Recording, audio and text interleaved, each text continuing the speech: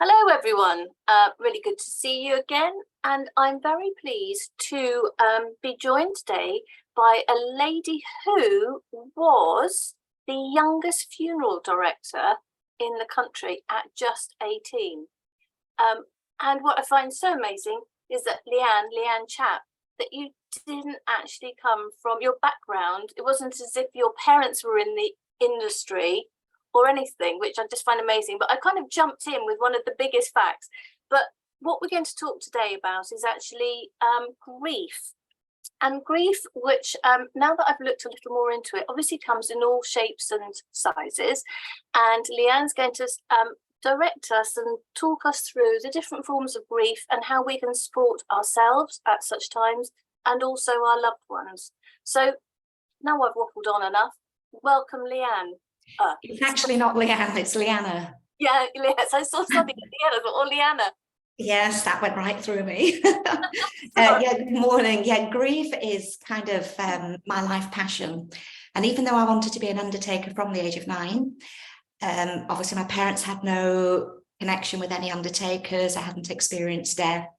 But I was always aware of people's sadness. And I think even then, subconsciously, perhaps I knew that being an undertaker would put me in the presence of thousands of grievers, which of course it did.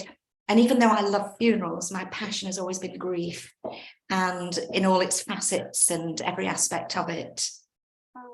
And is that because you feel that you want to support people? Is that where, do you think it comes from that? I think so. I don't know if support's the right word, because sometimes I feel like a conduit, and it's, just the right words appear. I seem to instinctively know what people need. I can also recognize genuine grief, because there are different, sometimes people grieve, but they aren't really grieving. It's not a grief experience they're having. So I'm very perceptive to people's natural pain, and I just have this inbuilt, it's almost like a physical feeling. If I'm in the presence of someone that I sense is in need, I just seem to be able to kind of give them what they need. I think that's such a lovely quality to have inside of you. I think that's really kind. So, I think everybody has a morbid fascination, and I think that probably is a morbid fascination with grief and death. But before we go into talking about grief from death, obviously grief comes from lots of type of loss, and that's what I realised. Well, we've got to understand what grief is. So grief is the normal and natural reaction to the loss of someone we love or of something we value. So obviously someone we love could be the death of someone. It could be the diagnosis of a terminal illness. It could be loss of health, redundancy, breakdown of a romantic relationship, moving house, even falling out with your best friend. So you can see there that most of us can be impacted by grief almost on a daily basis. It's everywhere. And are there certain stages that people go through? Is there, I know that everybody knows there's a recognised curve of loss, you go through the anger, and do you see that? And at what stages do you see that? Absolutely not. The stages of loss to which you're referring to, the stages of grief to which you're referring to, were actually discovered by Elizabeth Kubler-Ross. When somebody receives a diagnosis of a terminal illness. Now, they have incorrectly been transferred to following a death. So I've worked with many, many people who aren't angry. And, that's one of the stages of Elizabeth Kubler-Ross. You would be angry if you'd have the unfairness and the anger if you was terminally diagnosed. But I've worked with so many people that don't have stages. And even though we share similar emotions to others when we grieve, we don't follow a pattern, and we don't experience them at the same time. And sometimes we experience them all at once, and sometimes, we're coping. And so there is no set pattern. And I think the danger is, if we have a loss experience and we're trying to fit ourselves into a framework to cope with it and to get through it, we're going to go into conflict inside. Because what we need to do is, when we grieve or when we have a loss experience, is we need to trust our instincts, because whatever we're feeling and whatever urge we have is right for us. And we have to trust ourselves enough to give ourselves an authentic and natural and instinctive grieving process, because that way we can naturally come through it. We can't avoid it, but we can naturally come through it. And I suppose lots of people don't necessarily recognise that they are going through some process of grief. But I mean, yes, absolutely, if somebody dies, but, you know, if we start off at sort of, you know, the higher sort of level, if we're looking at, you know, loss of moving house, or a breakup of a friendship, and I don't necessarily mean a romantic one, but just a friendship, that can be very traumatic, can't it? Absolutely, because again, we grieve when we lose our familiar patterns of behaviour. So, you know, if we're used to seeing someone regularly, we fall out with them and we don't see them. You know, we miss them, we grieve for what was. And so grief does present in so many different ways. And what do you find is the most common presentation of grief? I don't think there is one. I think the most common presentation probably would be fear, because people don't know what's right or what's wrong. There isn't a framework for it. And I think people have come to me and they're terribly frightened. And I don't think they even know what they're frightened of. And I think there's a fear that it's going to be overwhelming if they open up, talk about it and let it in. There's also a fear, should I be feeling like this? Because very often grievers find themselves in a situation, and it happened with me when my own mum died. So I lost mum in 2011. She'd been in hospital for 8 weeks, suffering with heart failure for quite some time, and subsequently died due to heart failure. And it was months and months later, I met an old friend and I'd mentioned that mum had passed away. And she said, oh, what happened? So I said, oh, mum had heart failure. She'd been in hospital for 8 weeks. Oh, she said, my mum had cancer. She died. She had a terrible time. For 3 years, she was in agony. It was terrible. So what that person did is completely hijack what I felt for my mum and minimized my experience by saying, well, mine was worse than yours. Well, actually, it doesn't matter how someone's died. It's that they died that causes the grief. Obviously, there are traumatic events that cause a death, which complicate grief, but all grief is still felt at 100%. And it's not a competition, is it? Oh, absolutely not. I mean, we don't have stopwatches time in our progress. Yes, I'm back to normal. I feel great, because you don't actually recover. Now, I have learned this over many, many years and through my own losses, that you don't recover. You learn to live with it. You come to a realization of the fact that it's happened. You come to an acceptance, and then you carry on. So I can still have days where I cry for mum and I miss her, but I let that be okay, because I accept that, because, you know, she's mum. I would cut my right arm off to have one more conversation with her. But I know I'm not going to be able to. So I have an emotional connection with her, a spiritual connection. But I let it be okay if I feel sad for mum. I miss her, especially if you're feeling a bit under the weather. I mean, whenever we're ill, who's the first person we want? Mum. So if ever I felt poorly, you know, I can cry for mum, but I don't think there's something wrong with that. I think that's normal. I think it's healthy. And I know that for as long as I live, I hopefully will always miss mum, but 90% of the time, I have a wonderful relationship with her in the afterlife. In fact, I found that quite comforting when you said that you don't, because I think lots of people worry that they're going to forget the person. Yes. And I think that's quite comforting when you said that they don't, you know, they don't go away. Obviously they go away, but they don't go, that it does stay with you.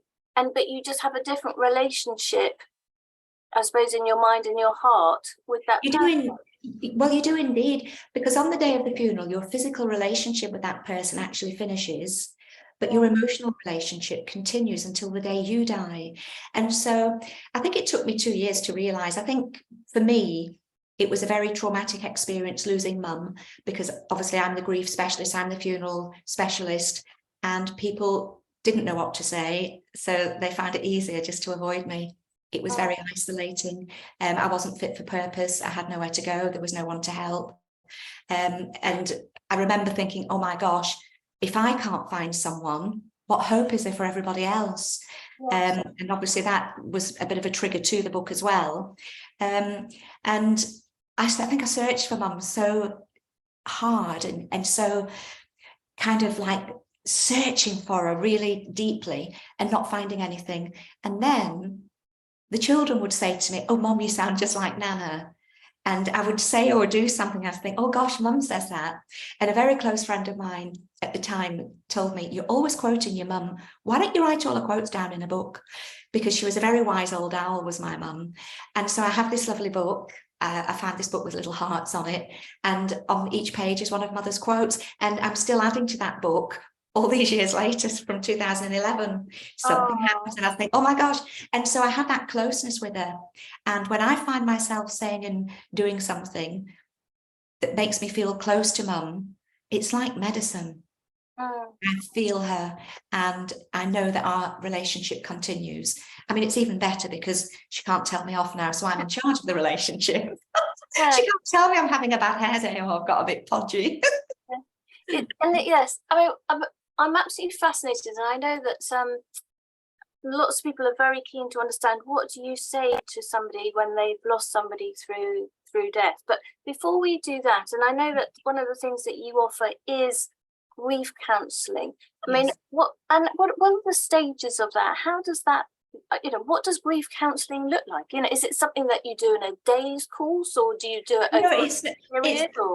Well, I'm actually working on an online grief course, but when I do my grief counselling on a one-to-one, I do some groups, I do it on a one-to-one, because very often on a one-to-one, people are a bit apprehensive going into a group because they feel so alien when they're grieving, because I think people struggle to be honest in what they feel. I think they struggle to find words to express how they feel. So what I do, we sit down, we look at what grief does to us. So spiritually, emotionally, physically, the effects it has on us. So we can start to identify the normal path of grief. There's not stages, it's a path, I would think, and that path can be straight, it can be windy, it can have crossroads in it.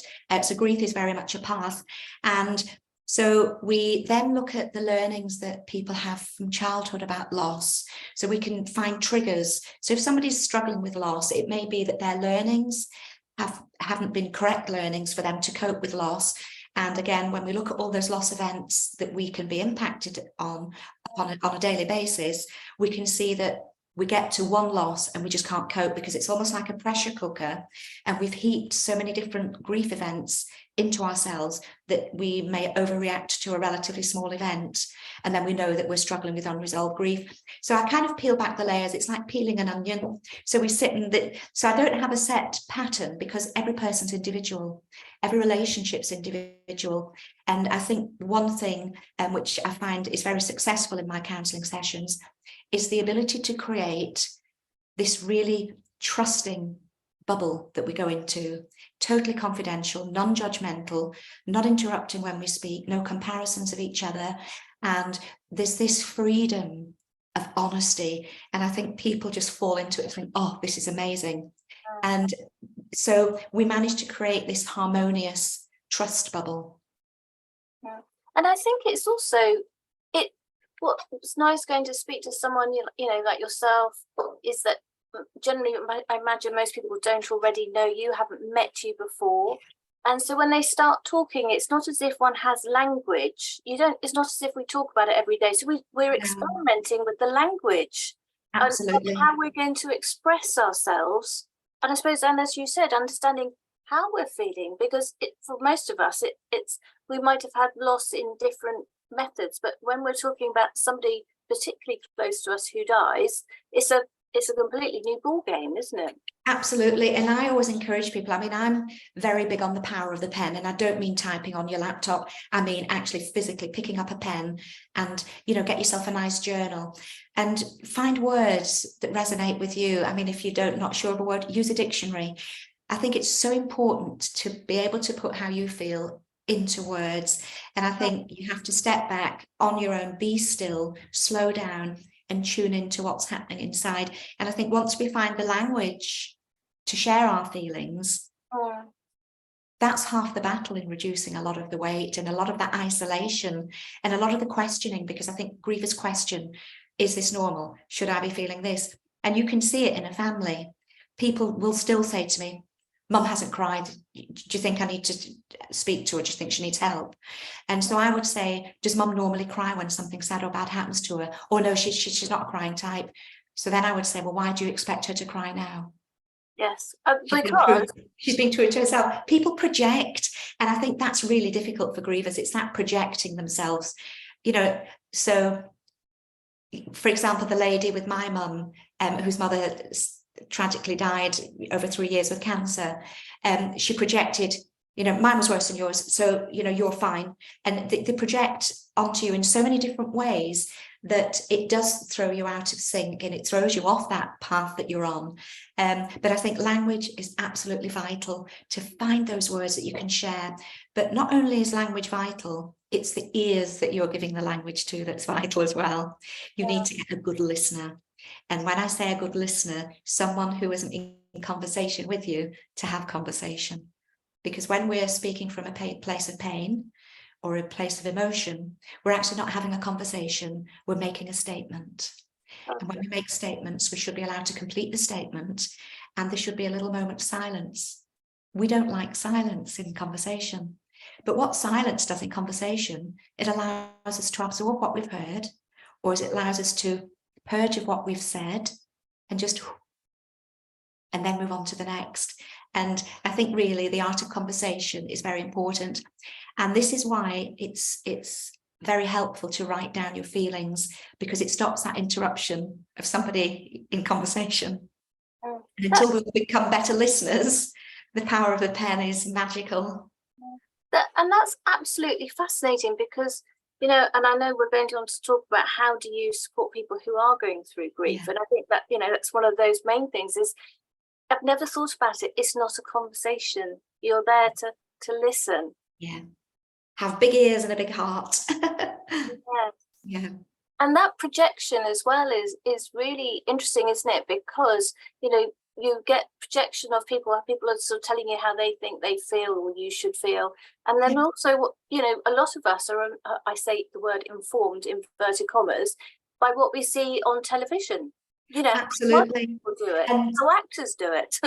Yeah, but also, I mean, my grief awareness and my grief knowledge and my grief intelligence has been crafted from the age of 15, and I have worked with grievers from all walks of life. I've worked with grievers from all experiences of grief, from people who have been abused, addicts, victims of various crimes. So I've worked in lots of environments, and I've like elicited all these things together. And because there's so much conflicting advice out there, it's very difficult to know what's right and what's wrong. But all I can say is, if you find something that resonates with you, that's right for you. We have to learn to trust ourselves and trust the instinct. But as a starting block, would you suggest, if you are going through, you know, grief and you just don't know where to turn, you're in a really black hole, you just don't know, you know, it's very difficult because, you know, let's say you've lost your partner, but at the same time, other people are going through their own grief, if it's a close family, and you don't want to burden them. Would you suggest to go and seek somebody like yourself? Not necessarily, because it may be that there's a friend or somebody at work or a superior at work who you can just share with, and you can just say, I need to, please can I have half an hour of your time? I'm struggling, my partner's died, and I just want to unravel what's going on in my head. It feels a bit chaotic. And if you can find someone that you can offload to, that unravels so much interior stuff.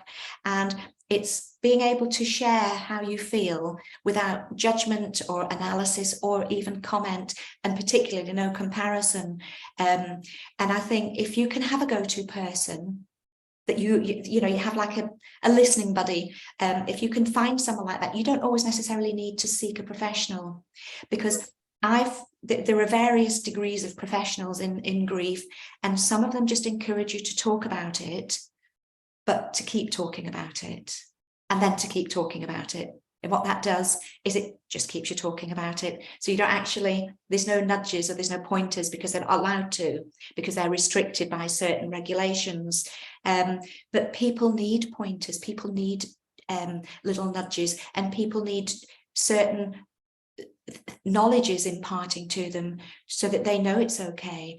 And I think I worked with somebody who'd been in counselling for 3 years, who came to me, and within half an hour we uncovered something really quite it was very life-changing for this person and caused a major emotional problem. And so I said, you've been in counselling before. I said, how did your previous counsellor deal with this event? And they said it never came up. And this person had been in counselling for 3 years. And so I just said, at what point did you know that the counselling wasn't going to work? And they said, as soon as I met the person. So I said, why did you carry on for 3 years? And they said, because I wasn't paying for it. It was being provided. And I just thought it was the right thing to do. So, so if you are seeking a professional or somebody to talk to, you will know within the first 10 minutes if it's going to work or not. And I think that's really important. I think people need to find a voice, and I think they need to stand up and say, I am struggling. I don't think we're a good fit. I need to find someone else. And it's all right to say that, isn't it? And we've got to own our grief. We've not got to hide from it or be ashamed of it or be frightened of it. We've got to own it. We can only become better people from it and become stronger people if we own it and we recognise it and we work with it. And so you mentioned about when you go to speak to somebody, that somebody is somebody that you are looking to give pointers to, presumably direct you. Is that what you mean? It's not necessarily direct, because grief is, you cannot tell somebody you must do this, you will do that, you will do that. It's just enhancing what they feel and what they say. And people very often, once I get them into that place of natural instinct, they may hesitate and say something to me, and I may just say, that's how it should be, that's how it is for you. And if we look at this, we can relate these things together. And so it's kind of like, I always describe it as like a jigsaw puzzle of a lawn. Can you imagine trying to do a jigsaw puzzle of grass? And so you grieve and your jigsaw puzzle's gone. Yeah. You know that you feel, you look at it and you think, I'm never going to put these pieces back. And you try and put a piece and squeeze it in and think, well, it looks right. And you try and squeeze a piece in, but it doesn't. I think what I do is we just gently look at the individual pieces and then we put them back together again. And we put the lawn back together. It's never quite the same, but we put the lawn back together. And I think that's, rather than being directional, I think that's how it is. It's an emotional experience and an emotional exchange. And every time I do it, it's completely different. But what you've done is you've given somebody the space. Absolutely. That safe space, and it has to be a safe space. Very often people say to me, I have never experienced such total honesty and freedom of expression, and just feel great because there's no shame, there's no judgment. And I think we have a very judgmental society. I mean, very much, particularly today, you can't even say how you feel because you may offend somebody else. And it's so tragic that we're all losing our voice. Yes. Because it's going to create more grief, it's going to create more mental issues, more mental health. Because very often mental health is really unresolved grief.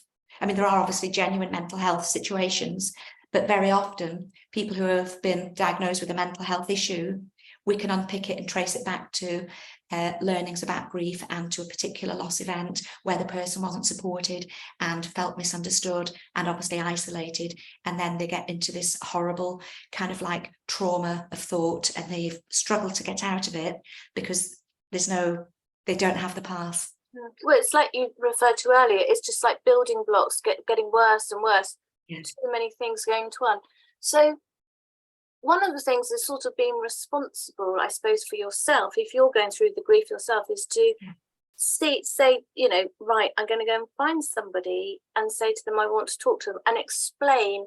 I just need to, I love that, unravel my thoughts. Yes. You know, I don't need you to, I just want to just go, I would always go blah. I just, that's kind of what, and it's so if you're taking some of the responsibility yourself by saying, right, explaining to somebody what you want them to be, if it's a friend, for example, and then as a friend, what do you say to people when you lost them? You know, what Well, I mean, you say the first thing that you feel. I really don't know what to say, but if there's anything that, you know, I'm here to talk to you. But also, and a really nice thing to say is, especially if you've known the person who's died, what I loved about your mum was, do you know, I always remember the time when she did this, because when we start to lose ourselves in memory, we switch off the pain and we get the pleasure.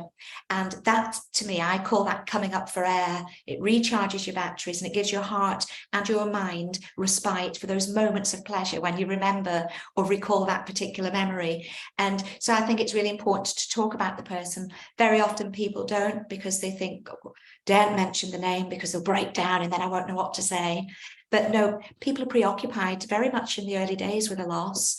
And so if you were to mention, oh, I was thinking about your mum the other day and I just had to ring you and tell you, she told me this. And then that's really, you know, that's bringing the person back. And I think it's so important that we don't stop talking about somebody because they've died. Keep it going, because like me, my mum died in 2011. And if somebody said to me, oh, I remember meeting your mum, I love it all these years later. And I always go, yes, because it gives her spirit and energy. It keeps a connection. So I think the most important thing to do is to talk about the person who's died, and obviously to offer practical help. And when I say practical help, I don't mean let me know if you need anything, because they won't ask you. Do it. So for example, pick the phone up. I'm going shopping tomorrow. If you do a list, I'll get all your stuff. Or stick a casserole on the, I mean, I know families who, they say my freezer's full, all the neighbours are cooking for me, but it's a lovely feeling, because then you say, get all your family around, get your friends around and all cook it all and just have a big Jacob's join and sit around the table and share memories. And so it's just being there, it's listening, and it's not projecting, and it's also not saying she's better off. She does, at least she's not suffering. It was for the best. Don't worry, you'll find a new partner. Because even though perhaps intellectually it's correct, they're not suffering anymore, emotionally it's useless. And so I think again, the vocabulary you use to a griever is vital, is the vocabulary the griever needs to find to express how they feel. So, sorry, I was just going to say, we shouldn't be worried about people.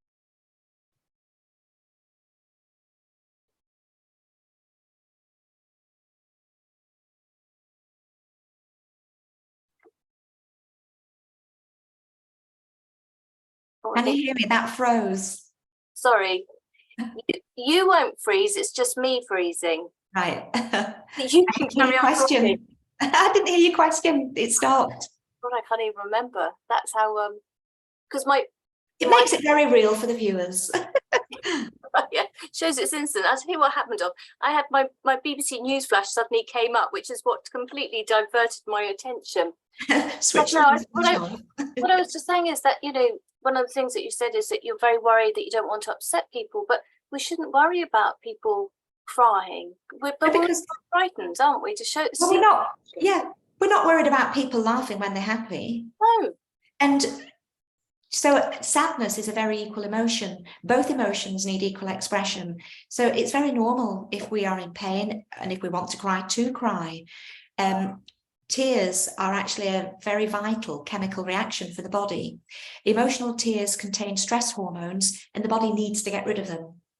If we keep holding our tears back and being in the company of people who won't allow us to cry, because if you imagine, if you're in the presence of somebody who's crying, what's your natural instinct?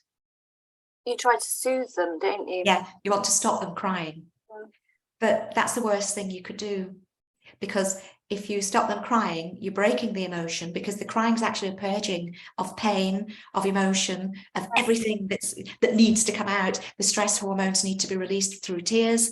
And if we don't release them, that's where we can get illnesses, the headaches, the nausea. Lots of, you know, people have various ailments. If you look for 12 months following a significant loss, and very often it's because they haven't been able to release.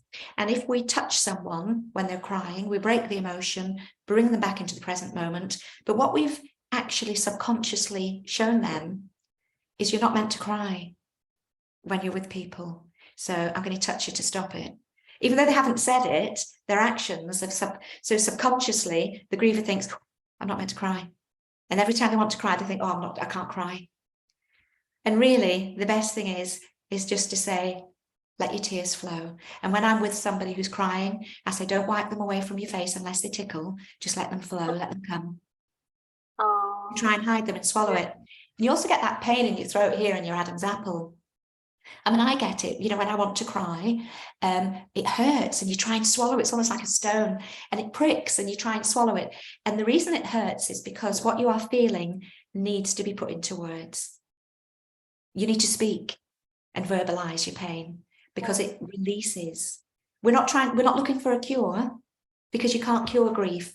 You can only accept it, realize it, accept it, and then live with it, live alongside it, and build your life around it. So we're not looking for a cure. And all these traumas and little things that we feel and sadnesses are all part of that experience. And so if you ever find yourself in the company of somebody who's crying, just encourage them to cry and don't speak. Just sit in silence with them. And if you feel their sadness, there's nothing wrong with you crying with them. Sometimes I cry with people when they tell me some really, when they share some really painful news. I'm human. And if it makes me cry, I'll cry with them. And that shows them that it's okay. But also, I've allowed myself to experience in the present moment the sadness that I'm feeling. So I'm going through a very normal emotion. Yeah, and I'm sure all of that is really, I was going to say, not heartening to someone, but it just makes them feel as safe. And that's another way. Well, it's a sense of belonging where they are in their grief. It's just belonging where they are. And that is so important because, I mean, I know I keep referring to my own experience with Mum, but that was one of my major losses in life. When she died, I felt so different. I almost felt like there was a huge hand from above just pointing at me like this. Different, broken spirits. And I felt alien. And when I used to look in the mirror, Katrina, I didn't recognize my own face. And I used to look at me and think, is that me? I didn't recognize me because then I realized, no, I didn't recognize me because I wasn't the same person as before. And so I allowed change to happen. I waited. And I knew then that I was changing too. And we tried to go back to the old familiar. We can't because we've changed. And so it's not just that we lose someone, we lose us as well. We lose our old ways, we lose our old thoughts. And so you have to, it's like a shedding and it's like a renewal. And I've learned with every ending, there is always a new beginning. We have to be open to it. And even though it took me a long time to look in the mirror and actually think, oh yeah, that's me. I understood that it was a process. Yes. Because I knew it when Mum died and people kind of disappeared, I knew it was going to be horrific. And because I knew it was going to be horrific, I didn't know why it was going to be horrific. Because I knew it was going to be horrific, I coped. Because I accepted it. I thought, well, this is it. This is as bad as it gets. And I just let it be. And if I wanted to stay in bed one morning with the covers over my head and cry, I did that. Didn't mean I was mentally ill or I was struggling. I was just adjusting to being with that Mum. And you can't adjust without pain. And people do come to me, oh, it's been 4 weeks since the funeral and I still feel wretched and bereft. And I say, that is so normal. Gosh. I'm so glad that you've been able to share that with me because that's it. Yeah. That's how it should be. Why would you want to recover when you've loved them so deeply? It takes time. And, and then I'll talk them, we talk through that period of adjustment and the different things that we can do, the stillness that we need to create and the things that we need to do to work with it. And I think that is so important that we don't expect, like we said earlier, stopwatches timing us. Yes, I've got to the top of the mountain first and the best. It just isn't. It's an ongoing relationship that we have. And I know that my relationship is ongoing with my Mum.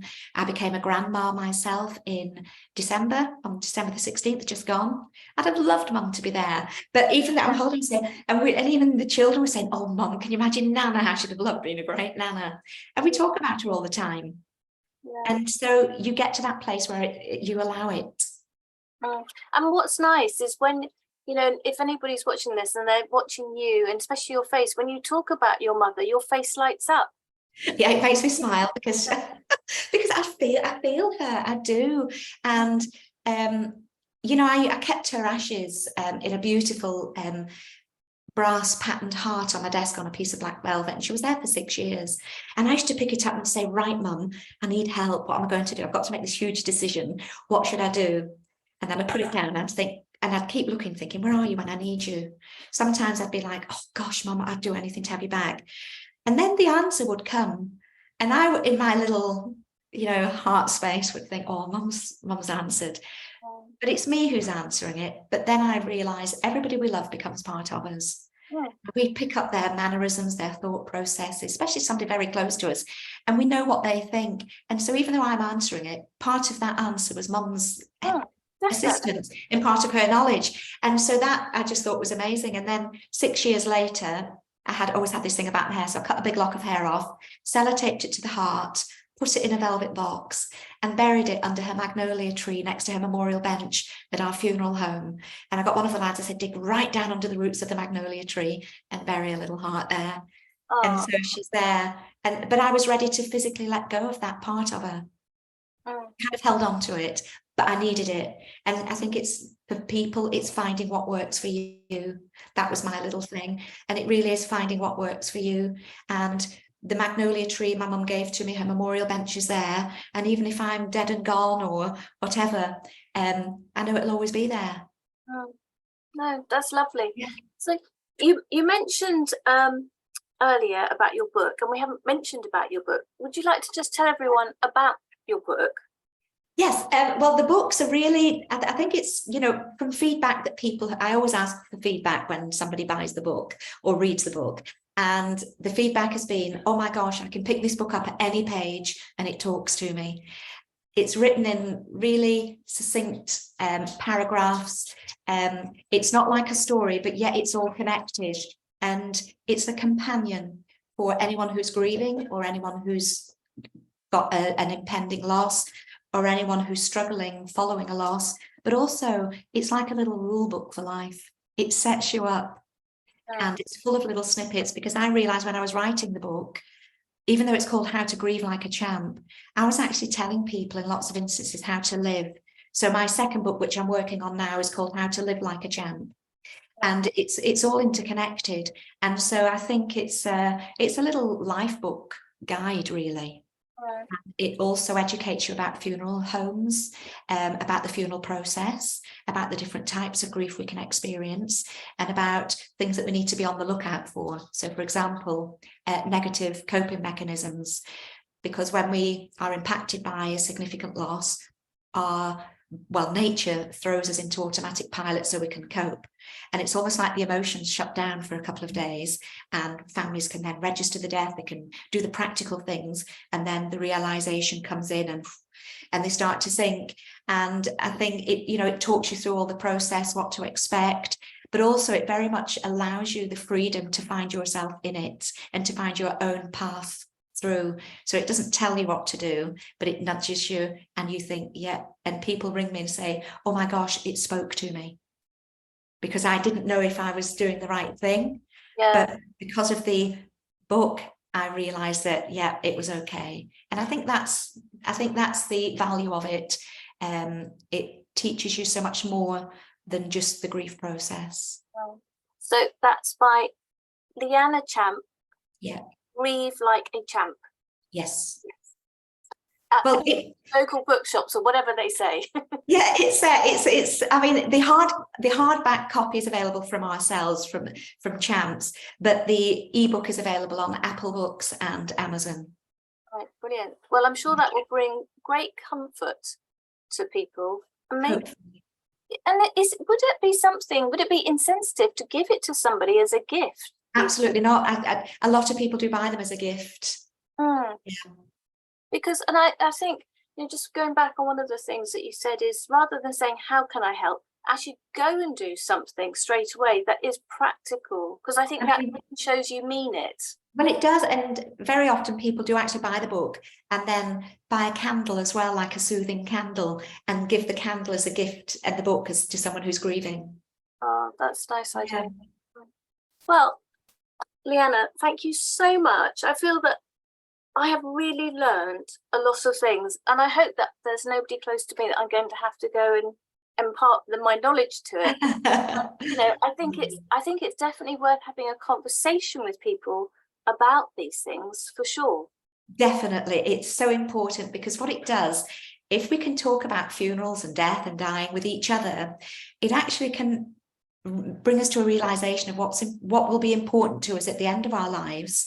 But then why wait till the end of your life? If it's important, it should be important to you today rather than at the end of your life. So you can open up great conversations. You can I love the conversations that happen when you just start talking about it, and you might say as a joke, oh, well, I want to be buried in my pajamas. And then it goes on, they say, well, actually, no, do you know what I would like? And then the reality comes in, and you learn so much. I always feel so sad for families who are torn when they've had a bereavement, they're arranging the funeral, they've never discussed any wishes, and they're just hoping and praying that they make the right choices. And they're really torn, and they'll say to me, what do you think? And I say, I can't advise you. I can give you the options and describe them to you, but I can't actually tell you what you should do. It has to be your decision. And, you know, and I say, please learn to have these conversations with your own families and your own circles, because it makes it so difficult. And it's hard for us as professionals to see families struggle like that just because they haven't had the conversation. Talking about the weather doesn't make it rain. Talking about funerals doesn't bring the Grim Reaper to the door. That's a very good point. On that note, I think it's a positive one. Yes. Thank you so much for your time, and thank you everyone for joining us. Bye. Bye.